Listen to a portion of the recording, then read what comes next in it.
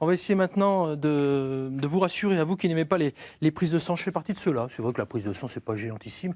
Heureusement, Timothée, vous avez peut-être des bons plans pour nous. Vous êtes étudiant en 4e année de médecine et la prise de sang sans stress, c'est votre mission maintenant. Alors, vous allez voir, comment c'est ça se possible. passe, s'il vous plaît? Si on est blénophobe, c'est ce que vous nous disiez tout à l'heure, Oui, c'est-à-dire oui, ceux qui ont peur des prises de sang, notamment. La peur des piqûres, c'est ce qu'on appelle la bélonéphobie. Ouais. Mais dans la prise de sang, il y a la peur des piqûres, la peur de l'aiguille, puis il y a aussi la peur du sang, de la vue du sang. Ça, c'est l'hématophobie. D'accord. Je suis pas le seul quand même à avoir peur des Vous prises n'êtes de pas le sang. seul. Je suis allé à Dijon rencontrer quelques personnes pour voir ce qu'ils en pensaient et vous n'êtes pas le seul. Allez, on va regarder un petit peu. Bonjour, est-ce que vous avez peur des prises de sang? Non, pas du tout. J'en ai eu tellement que ça ne me fait plus rien. Oui, oui, vraiment, c'est ma phobie. Un petit peu. Ouais, j'appréhende beaucoup cet examen, c'est assez flippant, ouais. Est-ce que vous aimez les prises de sang? Pas du tout. Non. Oui, j'aime pas du tout ça. Pas du tout. Ah ouais, moi j'aime pas trop ça. Ça me fait pas particulièrement peur, je pense que c'est un acte médical qui est important.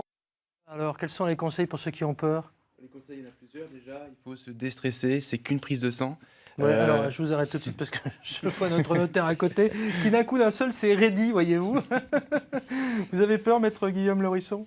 Alors, à titre personnel, pas tant que ça. C'est vrai que l'image de l'aiguille fait toujours un petit peu peur, mais le personnel médical, en général, est plutôt rassurant et nous accompagne plutôt C'est bien. vrai, c'est vrai, c'est vrai. Voilà. Alors, vos conseils, Il y a Timothée? quelques petits conseils. Vous pouvez d'abord demander à votre médecin de vous prescrire un patch antidouleur que vous allez mettre sur la peau 1 heure avant pour... Alors, si le patch lui-même fait mal, Non, il fait pas mal. C'est justement D'accord. pour anesthésier. ok. Donc ça anesthésie juste la petite piqûre qui peut éventuellement faire une petite douleur. Sinon, sachez que l'aiguille, elle est très fine, que la quantité de sang prélevé, elle est très faible. C'est pas comme un don du sang, où on a une quantité qui est un peu plus élevée. On peut aussi demander au médecin de prescrire une prise de sang à domicile. Ça permet de rester dans le cocon, dans la douceur de la maison, et puis de limiter le stress. Et puis, moi, je me souviens, mes parents faisaient ça quand j'étais plus jeune. La petite boulangerie, le petit croissant après, parce que vous savez, il faut être à jeun, et ça fait plaisir de boire un bon cappuccino et un petit croissant. Il faut vraiment être à jeun ou pas alors? Alors, il faut être à jeun la plupart du temps. C'est vrai que théoriquement, on n'a pas forcément besoin d'être tout le temps à jeun, mais retenez juste, c'est plus simple, soyez à jeun.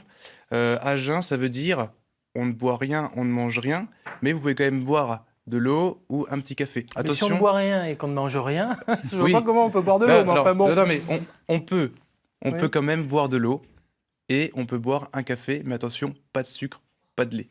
Bon, c'est sous votre responsabilité. Hein. Mais bon, ok. À quoi sert la prise de sang?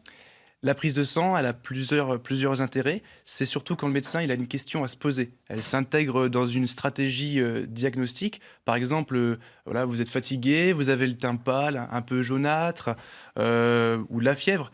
Et le médecin il va chercher une réponse. Et pour trouver une réponse, il a à sa disposition une panoplie d'outils. C'est comme un maçon ou un boulanger avec ses outils. Là, le médecin, les outils qu'il dispose, ce sont les examens complémentaires. Examen complémentaire, ça peut être une ponction lombaire, une radio pulmonaire, un ECG, mais ça peut être aussi Un ECG, c'est quoi ça? électrocardiogramme. Vous savez, D'accord. ces électrodes qu'on pose pour voir Ok. les rythmes du cœur. Mhm. Ça peut être aussi la prise de sang, le bilan sanguin, le fameux check-up, vous savez. Ok. Isabelle, vous avez déjà fait une prise de sang, vous? Oui. Ouais. Bon, mais bienvenue au club. Hein. Isabelle qui continue à travailler tranquillement sur sa petite couronne. Guillaume Laurisson, j'ai compris que oui, vous aviez déjà fait des prises de sang. On a tous fait des prises de sang. On a tous fait des prises de Bon. sang. Bon, ok.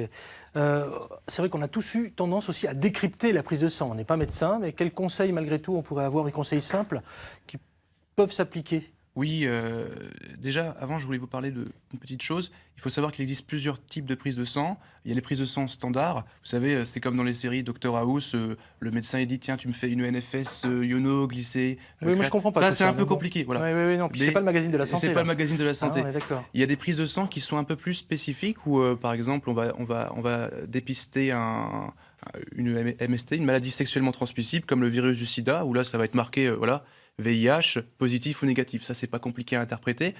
Et puis, il y a des prises de sang un peu plus, on va dire, modernes, qui n'existaient pas à l'époque, mais qui existent maintenant avec des marqueurs, des nouveaux marqueurs sanguins, comme la troponine. Et la troponine, c'est un marqueur qui permet de savoir si, par exemple, on est en train de faire un infarctus. Comment interpréter la prise de sang? Évidemment, le mieux, c'est de laisser le médecin faire son travail parce que c'est tout un Oui, art. quand même. Voilà. La prise de sang, seule, elle n'a pas vraiment de sens. Il faut l'interpréter avec les signes cliniques, l'examen que le médecin Oui, aura donc fait c'est pas à nous auparavant. d'interpréter, c'est au médecin C'est pas à nous d'interpréter. d'interpréter. Par contre, c'est vrai que on a tous ce petit défaut parce qu'on est curieux de se jeter sur les résultats et puis de regarder, de lire les résultats. Et vous avez toujours à droite une fourchette de référence. Mhm. En général, les patients, ils s'affolent quand ils dépassent cette fourchette. Il ne faut pas s'affoler. Si de toute façon, il y a un problème, le médecin, il vous recontactera. Ok. Timothée, vous nous parliez tout à l'heure d'un instrument révolutionnaire pour en finir avec le stress des prises de sang. Qu'est-ce que c'est que cet instrument? Alors oui, je suis allé tester la semaine dernière au CHU de Dijon, dans le service du docteur Guérard, un nouvel appareil. C'est en fait un visualisateur C'est ce qu'on voit là? de veine. Oui, c'est ça. En fait, la technologie, c'est une technologie infrarouge.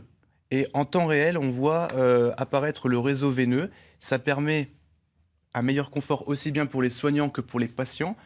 Pourquoi un meilleur confort? Tout simplement parce que grâce à ça, à ce nouveau système, on va limiter le temps d'examen. Ah oui, oui, on voit bien les Voyez, veines là. on voit le C'est-à-dire réseau qu'il y a- veineux. Il y a des personnes effectivement où on ne voit pas les veines, je pense aux enfants par exemple, mais pas que. Hein. Il y a beaucoup de personnes à qui on ne voit pas les veines et là effectivement elles se dessinent. Et D'accord. pourquoi le CHU de Dijon s'est équipé de cela? Parce que dans les CHU, vous savez, donc le CHU, c'est le centre hospitalo-universitaire. On a souvent des cas un peu plus compliqués qu'en ville. Puis rayonne Et- sur la Bourgogne-Franche-Comté, Et attention. ça Hein. rayonne sur toute Ah ouais, la ouais, Bourgogne-Franche-Comté. Hein, c'est un centre de référence. Et on a souvent des cas difficiles, des patients hospitalisés en pédiatrie ou des patients qui ont des abords veineux très compliqués à trouver. Donc clairement, c'est vraiment exceptionnel. Moi, On en reparlera, parce que Oui. c'est tellement exceptionnel qu'à mon avis, on va en reparler dans les mois ou dans les années à venir.